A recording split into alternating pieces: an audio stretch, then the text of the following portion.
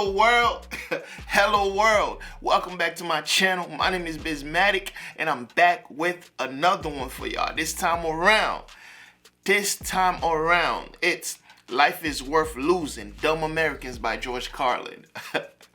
The title is hilarious. The thing about the whole dumb American thing, right?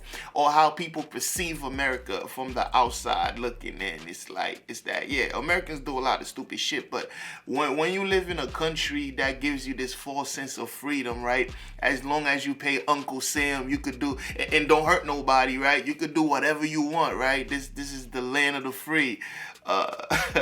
People tend to do stupid stuff because they have this sense of like, yo, I could do whatever I want. And whenever people feel that way, some dumb shit is covered. But I could go deeper into that, but I really just want to watch this. I don't know much about George Carlin. But if you do, let me know in the comment section below. And if you want to see more of him on this channel, bring the likes way up. Let's watch. But say what you want about America, land of the free, home of the brave. We got some dumbass motherfuckers floating around this country. See? Dumbass motherfuckers, you know? Yeah. Now, obviously, that doesn't include this audience. I understand that. You seem intelligent and perceptive, but the rest of them, holy jumping fucking shitballs. Dumber than a second coat of paint. Oh, my God. And this ain't just ranting and raving. This ain't just blowing off steam. I got a little evidence to support my claim. It just seems to me that only a really low IQ population could have taken this beautiful continent, this magnificent American landscape that we inherited.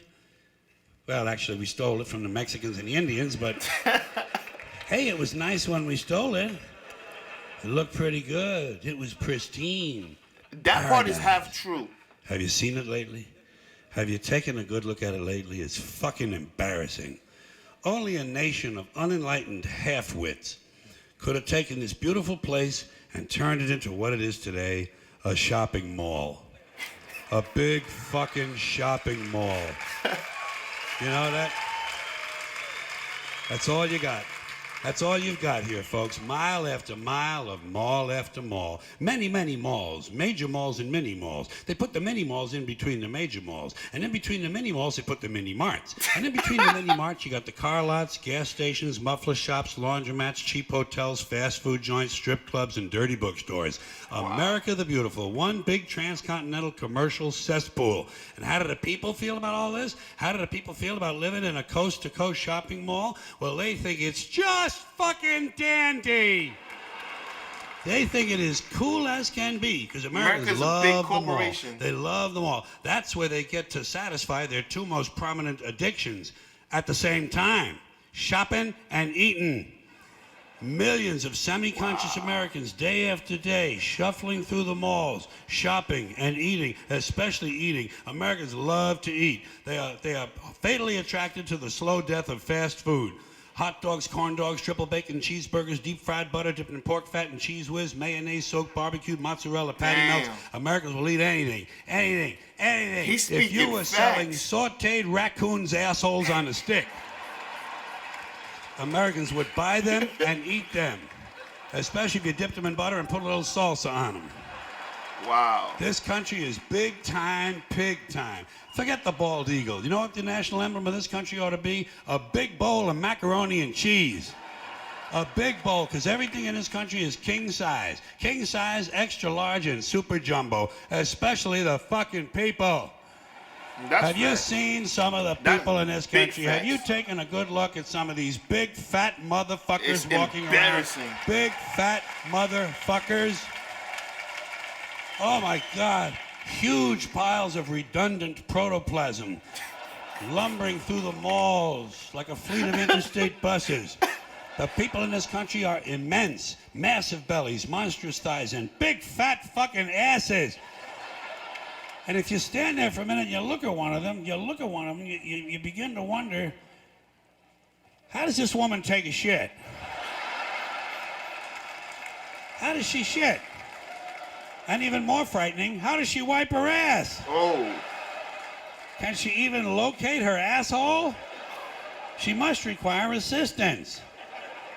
Are paramedics trained in this field? And standing right next to her, of course, with a plate full of nachos and a mouthful of pie is her clueless fucking husband, Joe Sixpack. With his monstrous swollen beer belly hanging dangerously out over his belt buckle, this guy ain't seen his dick since the Nixon administration. And if you stand there and you look at the two of them, you begin to wonder to yourself, do these people fuck?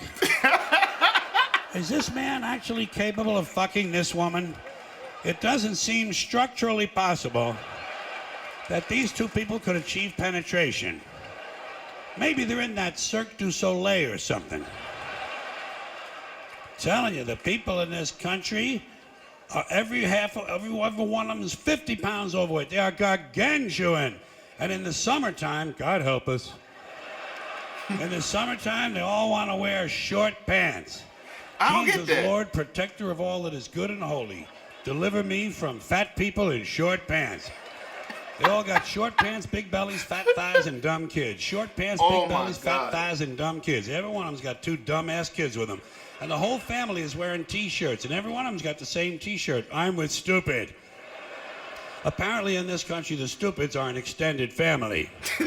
And besides wearing them T-shirts, everyone in the family's got on a backpack. They got a backpack strapped to their back so they can carry around lots of stupid shit. And the reason they got to carry their stupid shit strapped to their backs is because their hands must remain free at all times to hold food. Oh my God. And to get that food up to the mouth where it gets shoveled in with all the rest of the disgusting shit they ate that day. It's so true. Another reason for the backpacks is these people are going to buy even more stupid shit.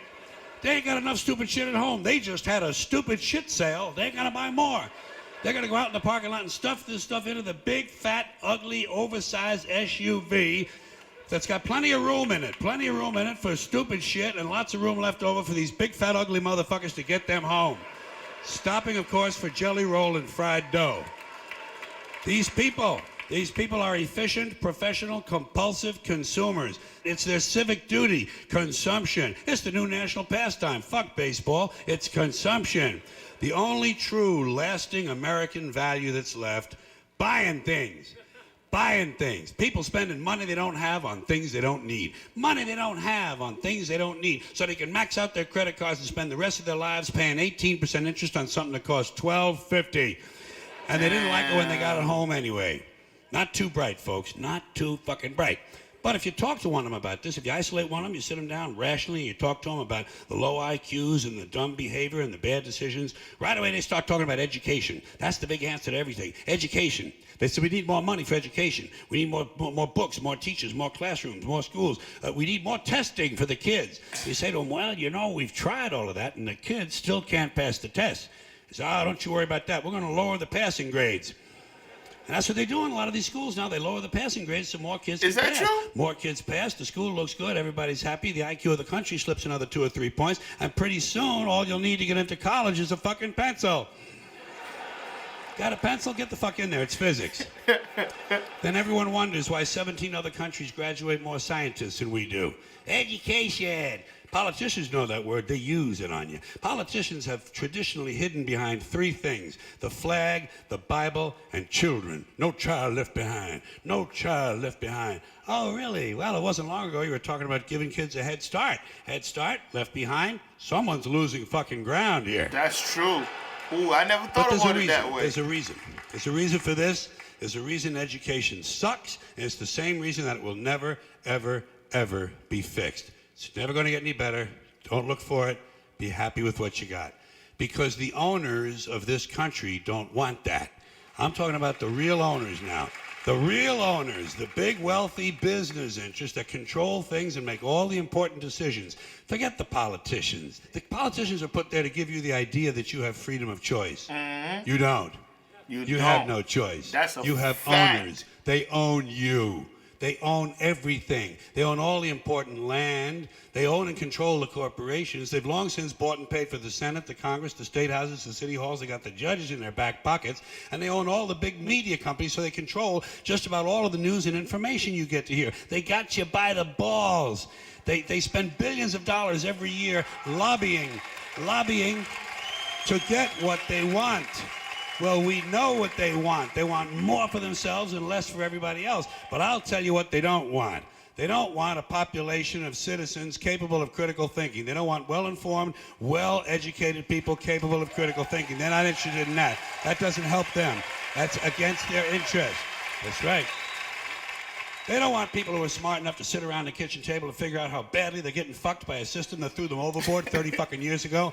They don't want that. You know what they want? They want obedient workers. Obedient workers. People who are just smart enough to run the machines and do the paperwork and just dumb enough to passively accept all these increasingly shittier jobs with the lower pay, the longer hours, the reduced benefits, the end of overtime, and the vanishing pension that disappears the minute you go to collect it. And now they're coming for your Social Security money. They want your fucking retirement money. They want it back, so they can give it to their criminal friends on Wall Street. And you know something? They'll get it. They'll get it all from you sooner or later, because they own this fucking place. It's a big club, and you ain't in it. Yeah, that's a fact. You and I are not in the big club. And by the way, it's the same big club they use to beat you over the head with all day long, when they tell you what to believe. All day long, beating you over the head in their media, telling you what to believe, what to think, and what to buy. The table is tilted, folks. The game is rigged. And nobody seems to notice. Nobody seems to care. Good, honest, hard-working people, white collar, blue collar, doesn't matter what color shirt you have on. Good, honest, hard-working people continue. These are people of modest means. Continue to elect these rich cocksuckers who don't give a fuck about them. They don't give a fuck about you. They don't give a fuck about you. They don't care about you at all. Tell them. I don't think they know. I don't think they know. You know? And nobody seems to notice, nobody seems to care. That's what the owners count on, the fact that Americans will probably remain willfully ignorant of the big red, white, and blue dick that's being jammed up their assholes every day. Because the owners of this country know the truth. It's called the American dream, because you have to be asleep to believe it. Ooh. But say what you want about America, land of the free. So you remember in the beginning of the video, I said this false sense of freedom.